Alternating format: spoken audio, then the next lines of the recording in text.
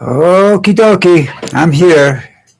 Sorry about the lateness of it. I just got back from the pet store. Had to buy pet food for Lucy. And I don't go in the morning. I don't get down there because it's just far too hot. Because there's no shade on that sidewalk on the way down. And I got to tell you something. You can cook on the street out there. Not now, but at 2 o'clock in the afternoon you can, yeah. So anyhow, I'm here. How's everybody doing? I don't know what it's like up there, but they say that the El Nino hasn't even hit yet, so we haven't seen the highest temperatures. Get out of my life, baby, because it's friggin' hot. Okay, we don't see this. We have clouds come by, look like it's going to rain. It doesn't rain here. That happens a lot in Colombia. It's like every place else, you know. All right, let's start talking about.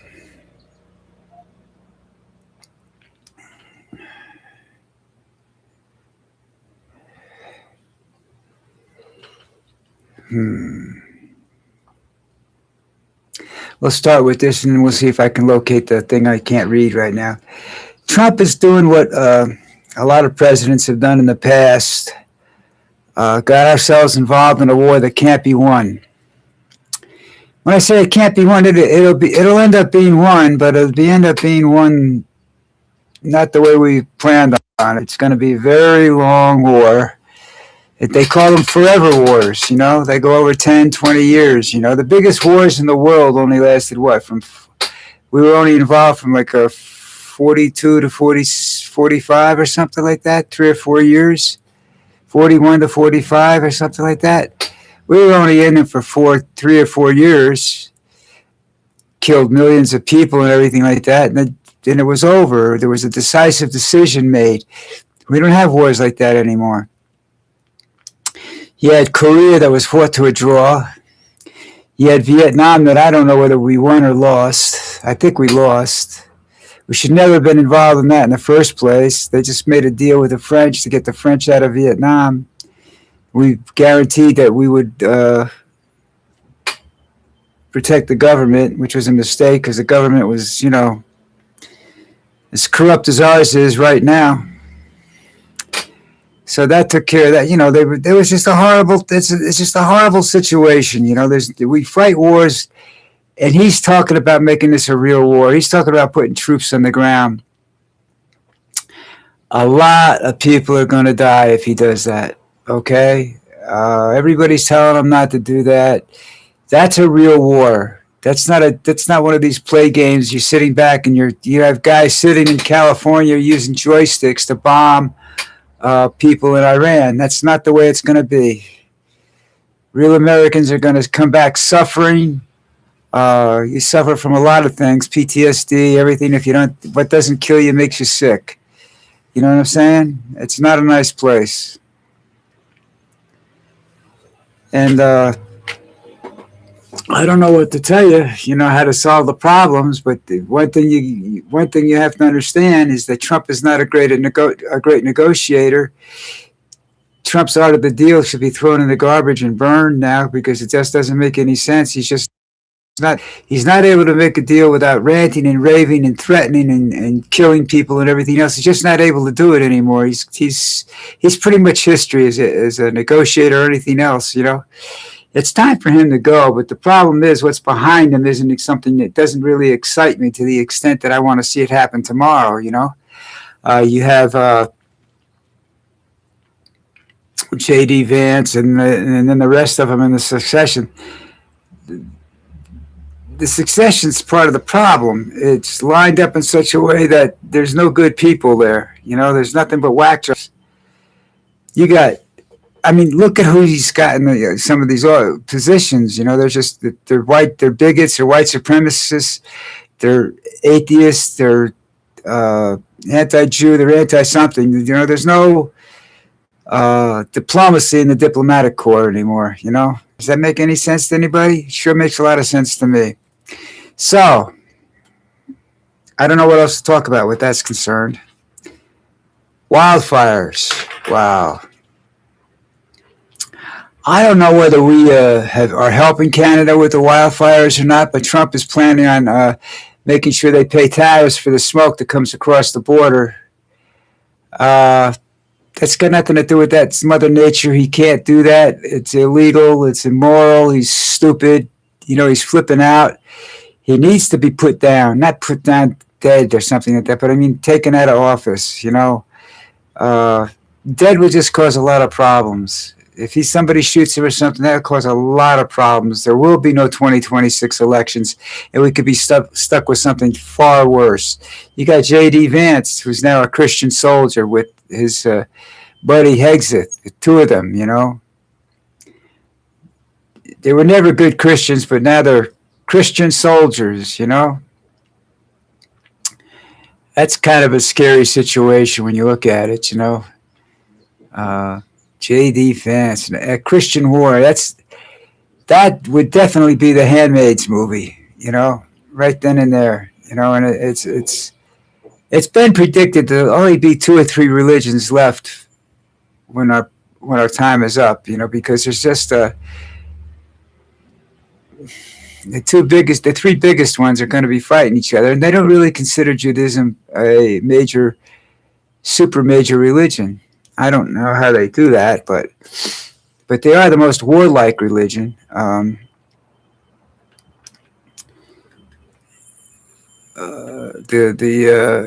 Islamists are vengeful, but the majority of them are basically peaceful.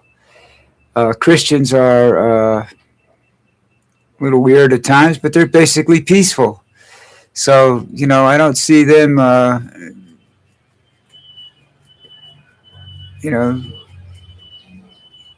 don't know. I give up. It's just a mess, people. Now, if I could read this. Oh, now I know what it is. Okay. Have you taken a look at the various things going on in the stock market and whatnot? I talked about the gambling situation the other day, where you can, practically bet on anything now, and that's Lucy, will you stop that? What's going on? You all right? I'll wipe you down when I'm done here, okay? So anyhow, as I was saying, you can bet on anything. Back when the Super Bowl came around and all the betting was done in Vegas, a couple of the betting casinos in Vegas, you had to go. I think you had to go to Vegas to make this bet. I'm not sure, but you could bet on anything. You could bet when the first player would wave hello on television to say, "Hey, hi, Mom," because that was a thing they were all doing back then. You could bet on anything. Who would break his ankle, or who would score the first touchdown, who would make the first down, who would throw an interception, which one of the 2 quarterbacks would throw the first complete pass. It's all kinds of weird stuff that you could bet on. All the statistics of football you could bet on. It's like baseball. That's all baseball is statistics. People played fantasy baseball. That's all based on statistics. You put 9 players together with different statistics and try to make the best statistical team at the end of the year. And you win every position and everything like that. It's kind of crazy, but you can bet on anything. Now they're betting on. I was telling you the other day, yesterday I was talking about they were betting on the forest fires. The wildfires. And that's dangerous. And even the article said that's dangerous because you're going to have people setting fires trying to win millions of dollars. And there are millions of dollars being bet on this stuff. It's ridiculous. The prediction market, it's called. They're ridiculous. It seems that there's a huge fascination with. I guess it's always been there with the future.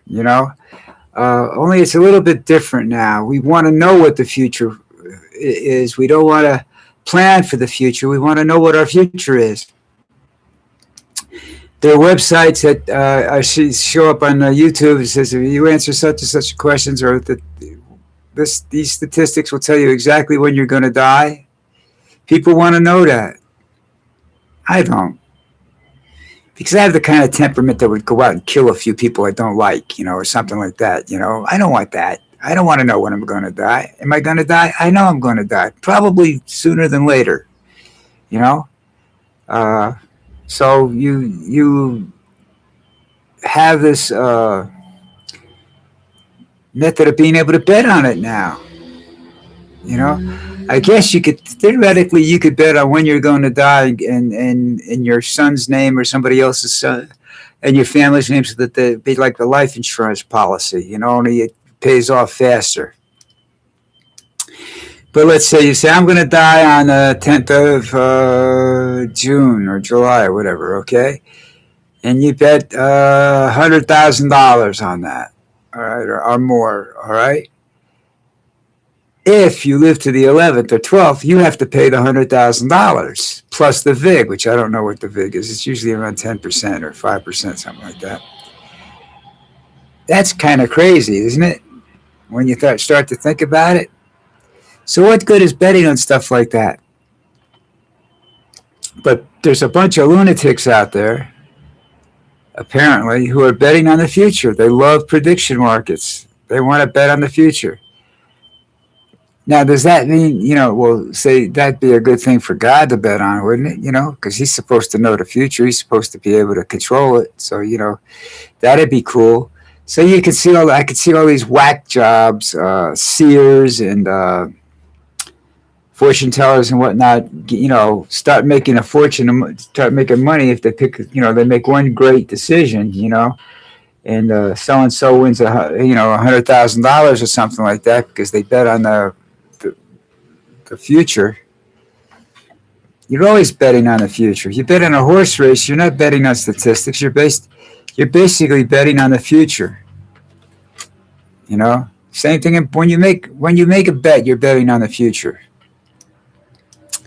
But this is specific items in the future. This is betting on your future or my future or our future, which I think is kind of screwed up. But you know what? Whoever, you want to bet on something, fine.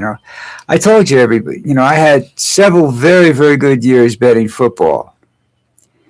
Not those little tickets that they hand out in the office pool, the actual bets with the bookie. I was pretty good at it. And Super Bowls, I always won. I used to win the what do you call this? The boards, you pick the last numbers of the scores and everything like that. I won a lot of money that way. But then again, I hit a point where I said, it's not doing me any good, because I would win the money and then go drink it. And so it didn't do me any good. And I just said, the hell with it. I can use that money for better things. I can, buy better liquor, have better drinks, So I stopped betting, and I have no regrets. I went to Atlantic City. I gambled for a while. I came away with I figured out that I spent, it's like horse racing. I spent 12 months in the track, roughly, or the trotters and the,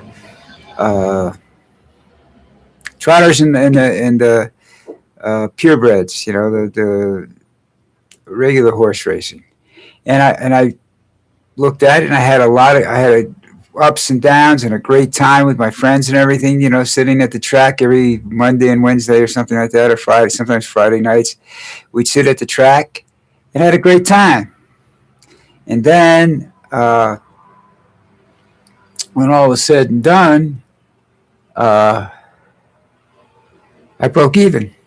That's with the dinners and everything included and whatnot. So that was a success for me. And I said, that's it. That's enough of that. I said, that stuff is really too unpredictable. The race I won the most money on, I shouldn't have won a dime on it.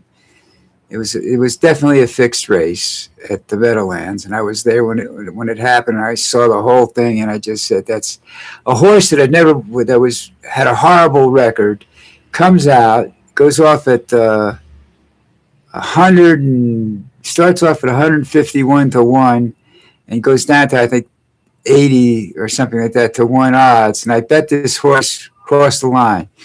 In other words, I bet it win, place, show, came in.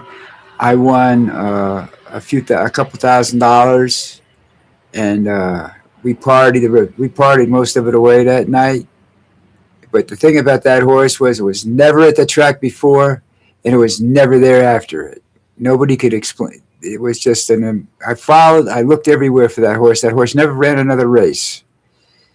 So I was put in that race specifically to win that race for somebody who needed a lot of money, So I bet it because it went from 151 to 70 to 1. That's why I bet it. Anytime something like that happens, it's a huge bet being made to change the odds like that. Gray Gelding. I forget the name of the horse. But that's somebody just called me. Hold on a minute. I know this is rude, but this is live. And live contains a lot of rudeness. Sorry about that, but it does. I don't know what that is. There's nobody there. I hate when that happens.